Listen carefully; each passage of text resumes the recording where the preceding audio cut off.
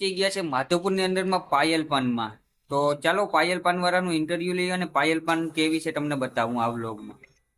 માધવપુરમાં પાયલ પાનમાં પહોંચી ગયા છે ને અત્યારે છે આપણી પાસે ઉમેશભાઈ ને એને અત્યારે સિસોડો પણ ચાલુ થઈ ગયો. તો બધા ઉમેશભાઈની મુલાકાત કરવા આવે અને ઠંડો મીઠો અને મધુરો રસ પીવા આવે.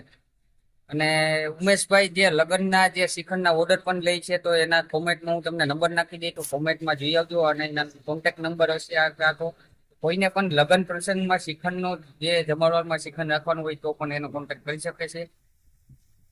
એડ્રેસ છે બાપા સીતારામ મંદિર સામે પાયલ પાન. બસ અત્યારે આપણે પહોંચી ગયા છે ઉમેશભાઈની દુકાને. હું તમને આખી દુકાન એને બતાવી દઉં છું, તો તમે પેલા જોઈ લો. છે ઉમેશભાઈની બહારનો સીન તમે જોઈ શકો છો, જે આવો દેખાય છે. અને અહીંયા બોર્ડ છે પાયલ પાન. તો ચલો ફટાફટ આવો, અંદરથી તમને બતાવું આખી દુકાન કેવી દેખાય છે. અહીંયા બિસ્કિટ અને કેચબરી ને એવું બધું રાખેલું છે. અહીંયા વેફરું, મોટી પણ વેફરું તમને મળી જશે.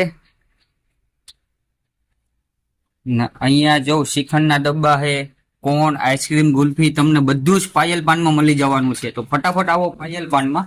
અહીંયા ઠંડામાં કોઈ પણ જાતની જોઈએ, થમ્સઅપ છે, મેંગો છે, ઓરેન્જ છે, એ ટુ ઝેડ તમને મળી જવાની છે પાયલ પાનમાં. તો ફટાફટ આવો પાયલ પાનની મુલાકાત લેવા.